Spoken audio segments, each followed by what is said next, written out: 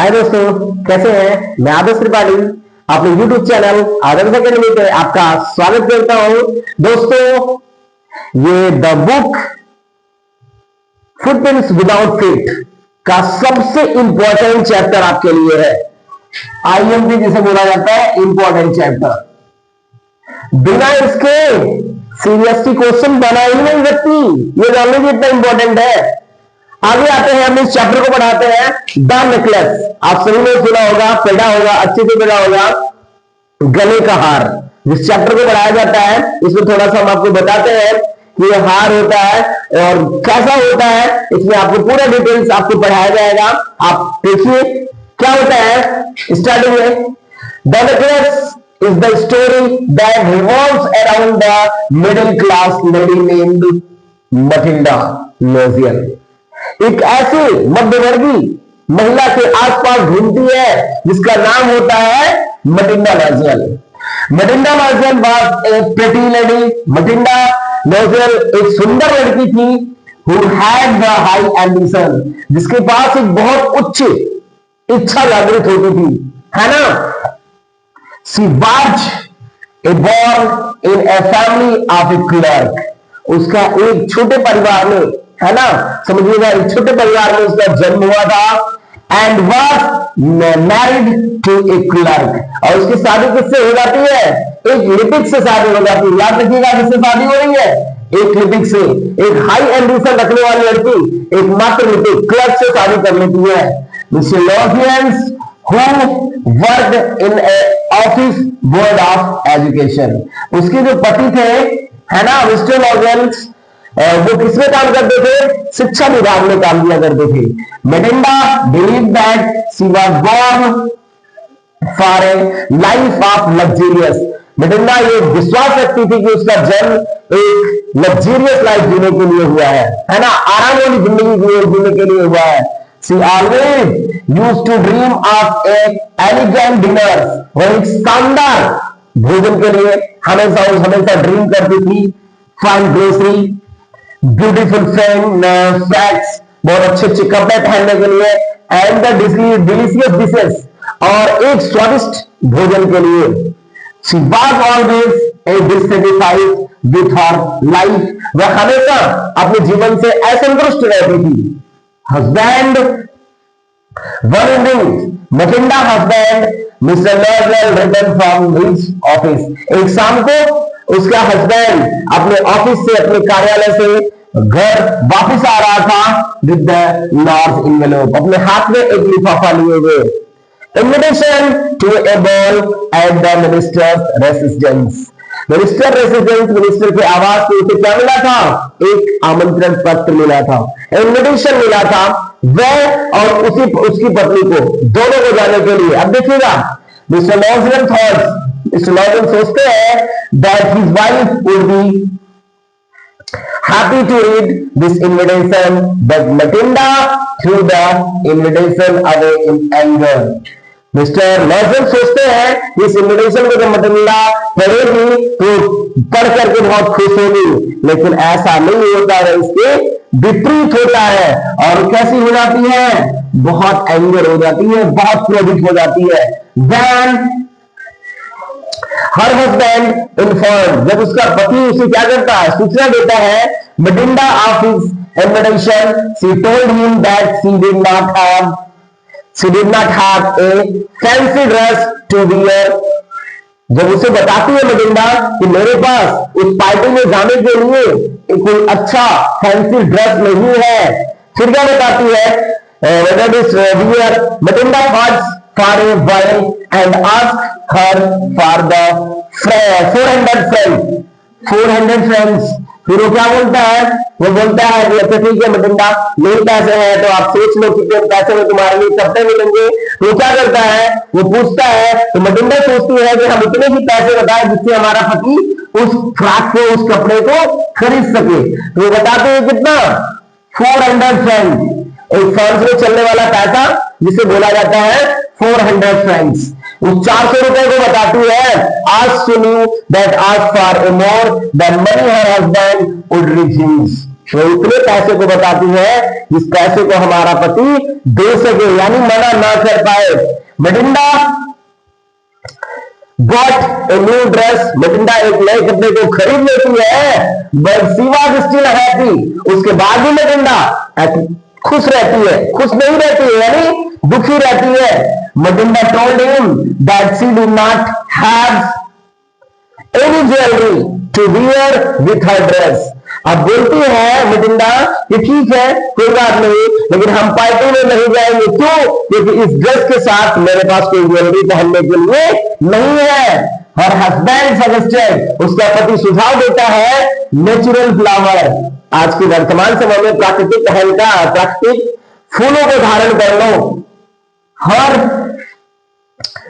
Husband advised her that she should go to women frontier, या फिर तुम उसे सर्विस सुझाव देती है कि तुम अपने दोस्त, जो तुम्हारी बोलती थी कि हमारी रिचेस्ट दोस्त फ्रंटियर है, हर फ्रेंड्स टू बारो हर ज्वेलरी, फिर उससे जाकर के कोई ज्वेलरी उधार ले लो। शी टोल्ड फर्स्ट ईयर, जाकर के टोल्ड फर्स्ट ईयर पे कहती है हर प्रॉब्लम, अपनी समस्या को बताती है। मटिंडा ट्राई करती है various pieces of the jewellery, जैसे ही फॉरनर से बोलती है, फॉरनर बहुत सारे जाकर के ज्वेलरी के पीसेस को लाके देती है।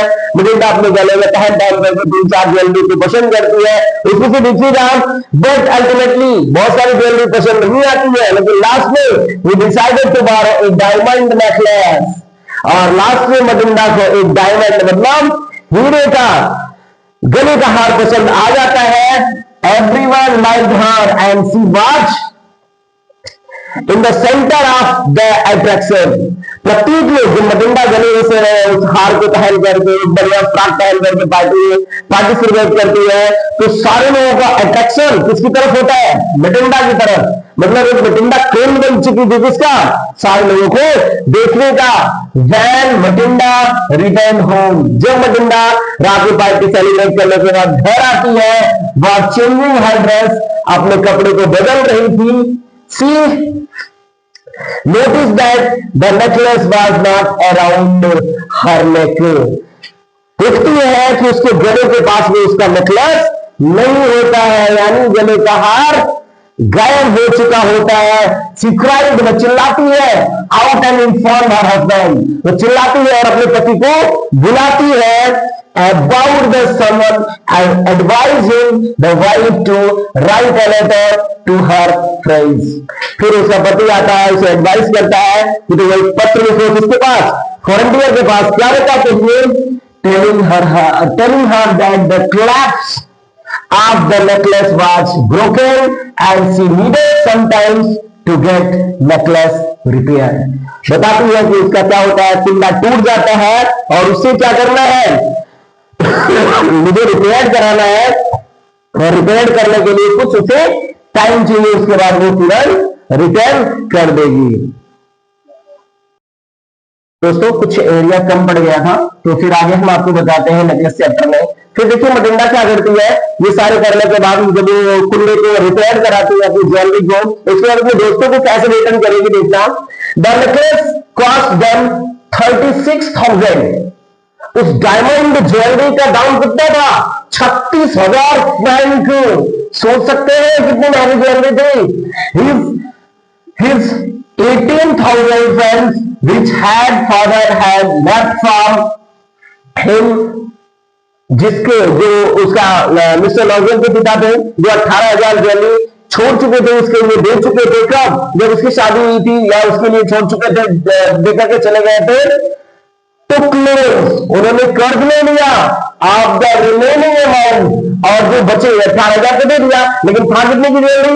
36,000 की। बचे कितने? 36,000 कहां से जाएंगे? इन्होंने लोन लिया remaining amount and purchase the diamond necklace, और इन्होंने क्या कर लिया? लोन लेकर के उस हीरे की ज्वेलरी को, यानी गले के हार को खरीद लिया, परचेज कर लिया।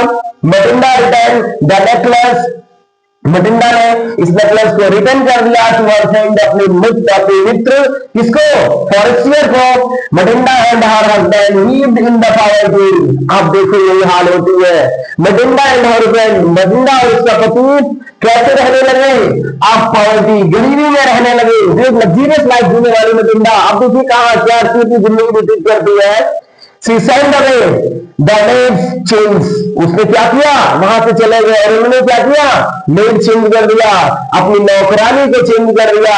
Their lodgings and returned to some rooms in attics, और उन्होंने अपना कमरा एक किराए पर ले लिया। सोच लीजिए जो अपने घरों में रहती थी मटिंडा, ऐसी चीजें अब उसे क्या करना पड़ा, किराए पे ले लेना पड़ा। और husband work day and night, उसका पति रातों दिन काम करता था, दिन भी काम करता था, रात में भी काम करता था। आपके 10 ईयर्स 10 सालों बाद, ऐसा करने में 10 साल लग गए, यानी कर्ज को चुकाने में कितने लग गए, 10 साल बीत गए। Mathilde had change, she had become and old strong. अब मटिंडा कैसी हो चुकी थी, बूढ़ी हो चुकी थी, एंड हार्ड वोमेंस, और कठिन परिश्रम करने वाली महिला हो चुकी थी। याद रखिए वही मटिंडा, लग्जरियस लाइफ जीने वाली मटिंडा आज क्या काम कर रही है, अपने घरों में बर्तन धुल रही है, कपड़े धुल रही है, सारे घरों को काम कर रही है, फिटिंग कर रही है। जो मटिंडा कभी एक लग्जरियस लाइफ जीती थी। वन संडे, एक रविवार की सुबह, while Mathilde was walking in the champs, Mathilde जब अपने घरों के बाहर टहल रही थी, Mathilde champs, everyone she saw a Forestier. अब वो क्या देखती है, अपने दोस्त फॉरेस्टियर को देखती है। मटिंडा वाज हेजिटेटेड, उसे देख करके मटिंडा बहुत संकोच में आ जाती है। बट डिसाइडेड टू, और फिर निश्चय करती है, tell Forestier about her necklace, कि आज मिल गई है फॉरेस्टियर तो उसके बारे में, नेकलेस के बारे में बता ही देते हैं। रियलिटी क्या है, क्योंकि अब तो हम दे ही चुके हैं।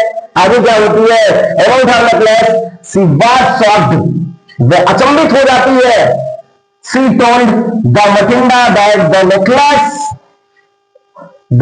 necklace she had replaced was fake, artificial and cost around only 500 francs। दोस्तों आप देख सकते हैं मटिंडा जब अपने दोस्त फ्रंटियर को बताती है क्या, कि जो हम आपकी ज्वेलरी रिटर्न कर दिए थे वो डायमंड का था, और जब उसकी दोस्त उसे रिप्लाई करती है, अरे यार मटिंडा वो तो ज्वेलरी कैसी थी, फेक थी, आर्टिफिशियल थी। मतलब कैसी थी, आर्टिफिशियल थी, जिसका कॉस्ट कितना था आप देख सकते हैं, 500 फ्रेंक। और इसी ज्वेलरी का मटिंडा ने कितने रुपए दिए, 36,000 फ्रेंक। यानी आप सोच सकते हैं कि मटिंडा का जो हस्बैंड क्लर्क था, उसकी कई सालों की सैलरी इसके एक ज्वेलरी में लग गई थी। याद रखिएगा दोस्तों, ये चैप्टर आपको यही समझाता है कि मतलब हमें लाइफ जीनी कैसे चाहिए, ठीक है। अपनी इनकम के हिसाब से हमें सारी चीजों का यूज करना चाहिए, और अगर नहीं यूज करेंगे तो हम भी मटिंडा की तरह अपने आने वाले फ्यूचर में परेशान ही रहेंगे। तो दोस्तों ये बहुत ही इंपॉर्टेंट चैप्टर है, आपको चैप्टर भी अच्छा लगा होगा, इसकी पूरा डिस्क्रिप्शन आपको बताया, समरी बताई, बहुत अच्छा चैप्टर है, बिना पढ़े मत जाइएगा, कम से कम जान लीजिएगा 10 नंबर भेजा ही जाएगा आपको ये chapter. MCQ, long answer type question, short answer type question बहुत सारे पूछे जा सकते हैं, तो ध्यान दीजिएगा, इस चैप्टर को पढ़िएगा। बहुत बहुत धन्यवाद दोस्तों, चैनल को सब्सक्राइब करिएगा और लाइक करना मत भूलिएगा। मैं आदर्श त्रिपाठी, बहुत बहुत धन्यवाद।